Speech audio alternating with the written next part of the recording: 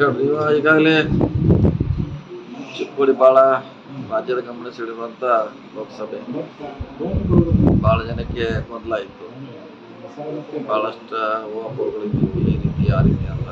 ನನಗೆ ಜನರ ತೀರ್ಪನ್ನು ನೀಡಿದ್ದಾರೆ. ಕಾಂಗ್ರೆಸ್ ಪಕ್ಷದ ಪ್ರಿಯಾಂಕರನ್ನು ಗೆಲ್ಲಿಸಿದ್ದಾರೆ ದೊಡ್ಡ ಅಂತರದಿಂದ.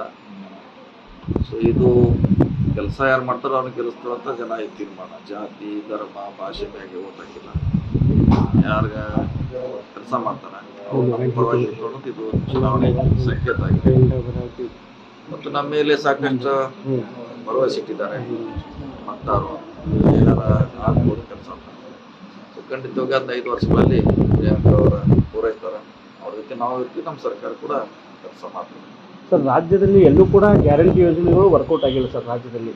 ಅದನ್ನು ಮೀರಿ ಇಲ್ಲಿ ಸತೀಶ್ ಜಾರಕಿಹೊಳಿ ನೋಡಿ ಜನ ಮತ ಹಾಕಿರ್ಬೋದು. ಅದಂತೆ ಖಂಡಿತ ಇದ್ದೇ ಇದೆ. ಪಕ್ಷ ಗ್ಯಾರಂಟಿ ಪ್ಲಸ್ ಜಾರಕಿಹೊಳಿ ಬ್ರ್ಯಾಂಡ್ 3 ವರ್ಷಕ್ಕಾಗಿದೆ. ಹೀಗಾಗಿ ಗೆಲ್ಲಲಿಕ್ಕೆ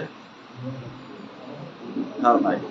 3 ವರ್ಷ ಸಾಕಷ್ಟು ಕುತೂಹಲ ಮೂಡಿದ್ರು ರಾಯಬಾಗ್ ಮತಕ್ಷೇತ್ರ ಸರ್. ಒಂದು ರೀತಿ ಎಲ್ಲೋ ಟೆನ್ಷನ್ ಕ್ರಿಯೇಟ್ ಮಾಡ್ತಿತ್ತು ಸರ್. ಒಂದು ಎಲ್ಲೋ ಶಂಭು ಕಲೋಲ್ಕರ್ ಸ್ಪರ್ಧೆಯಿಂದ ಅದನ್ನ ಹೆಂಗೆ ನಿಭಾಯಿಸಿದ್ರು? 2-3 ದಿನ ಅಲ್ಲೇ ಅವ್ರ ಕೆಪಾಸಿಟಿನೂ ಅಷ್ಟೇ ಇತ್ತು. ಆದ್ರೆ ನಮ್ಮ ವಿರೋಧಿಗಳು ಅವರು 1 ಲಕ್ಷ ತಗೋತಾರ, 2 ಲಕ್ಷ ತಗೋತಾರ ಅಂತ ವಿಚಾರ ಮಾಡ್ತಿದ್ರು. ಹೊರತಾಗಿ ರಿಯಲ್ ಆಗಿ ಯಾಕೆಂದ್ರೆ ಅವರು MLA ಸ್ಪರ್ಧೆ ಮಾಡೋದು ವಿಚಾರ ಬೇರೆ, ಅದಕ್ಕೆ ಮತದಾನ ಮಾಡೋದು ಬೇರೆ. ಇವಾಗ ಲೋಕಸಭೆಗೆ ಜನ ವಿಚಾರಗಳು ಬೇರೆ. ಹಾಗಾಗಿ ಅದು ಸಂಬಂಧ ಇಲ್ಲ. ಅವರೇನೋ ಹಿಂದೆ ಎಲ್ಲರೂ ಬಂದನ್ನು ಒಂದು ಆಸೆ ಇತ್ತು. ಸೊ ಈಗ ಆಸೆ ಅದು ಪೂರ್ಣಗೊಂಡಿಲ್ಲ. ಚೆನ್ನಾಗಿ ಕೆಲಸ ಮಾಡೋ ರೀತಿಗೆ ಹೋರಾಟ ಯಾರು ಮಾಡ್ತಾರೋ ಅವ್ರ ರೀತಿಗೆ ಅನ್ನೋದಾಗಿ ಚುನಾವಣೆ ತೋರಿಸ್ಬೇಕು. ಸಾಕಷ್ಟು ಭರವಸೆಗಳಿದಾವೆ ಸರ್, ಮಾಡ್ತೀನಿ ಅನ್ನೋದು ಮಾತು ಅವನ್ನೆಲ್ಲ ಯಾವ ರೀತಿ ಇದೆ. ಈಗ ನಾವು ಫಲಿತಾಂಶ ಬರೋದಕ್ಕಿಂತ ಮುಂಚೆನೇ ನೀರಾವರಿ ಎಲ್ಲ ಕಾಲೆಲ್ಲ ಸುಟ್ಟಾಗಿದ್ದೀವಿ. ಗೆಲ್ತಿರೋ ಸೋರ್ಕರ್ ಗೊತ್ತಿರಲಿಲ್ಲ. ಅವರು ಕೂಡ ಮುಂಚೆಯಲ್ಲಿ ರಾಯಬಾಗದಲ್ಲಿ ಹೀಗೆ ಮುಟವಾಗಿ ಸುಮಾರು ಕಡೆ ಈಗಾಗಲೇ ಪ್ರವಾಸ ಮಾಡಿದ್ವಿ. ಖಂಡಿತವಾಗಿ ಅವರ ನಿರೀಕ್ಷೆ ಇಟ್ಟಿದ್ದಾರೆ ಕೆಲಸ ಮಾಡ್ತಾರೆ. ತುಮಕೂರು ಅಗ್ನಿಯಲ್ಲಿ ಮೈನಸ್ ಆಗಿದೆ.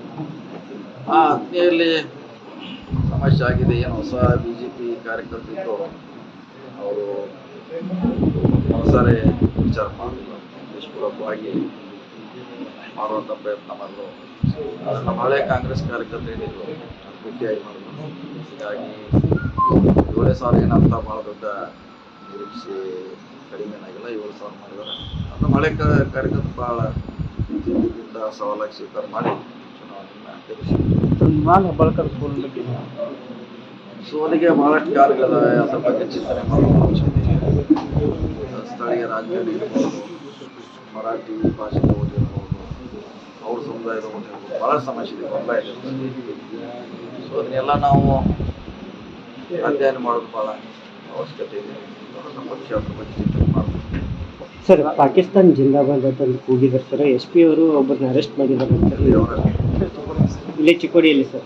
ಅವ್ರು ಮಾಡ್ತಾರೆ, ಹಿಡ್ಕೋತಾರೆ, ಪೊಲೀಸರು ಕೇಸ್ ಹಾಕ್ತಾರೆ. ಅದಾದ್ರೂ ಈ ಚುನಾವಣೆಗೆ ಅದು ಸಂಬಂಧ ಅಂತವ್ರದ್ದು ಕಠಿಣ ಕ್ರಮ ಕೈಗೊಳ್ಬೇಕಂತ ಮಾಡೋದಿಲ್ಲ. ಈಗಾಗಲೇ ಅಂಥದ್ದು ಘಟನೆಗಳನ್ನ ಬಳಸ್ತಾರೆ. ಸರ್, ನೀವು ಕೂಡ ಆಗ್ರಹ ಮಾಡ್ತೀರಿ ಅಂತವ್ರದ್ದು ಕಠಿಣ ಕ್ರಮ? ಮಾಡ್ತೀವಿ, ಯಾವಾಗಲೂ ಮಾಡಿದೀವಿ, ಮುಂದೆ ಮಾಡ್ತೀವಿ. ಅದ್ರಲ್ಲಿ ಪ್ರಶ್ನೆ ಇಲ್ಲ. ಅದಕ್ಕೂ ಅದು ಯಾವಾಗಲೂ ದೇಶದ ವಿರೋಧಿಗೆ ಯಾರೇ ಇದ್ರೆ ಅದಕ್ಕೆ ಖಂಡನೀಯ ಮತ್ತು ಅದು ಶಿಕ್ಷೆಗೆ ಆಗುತ್ತೆ.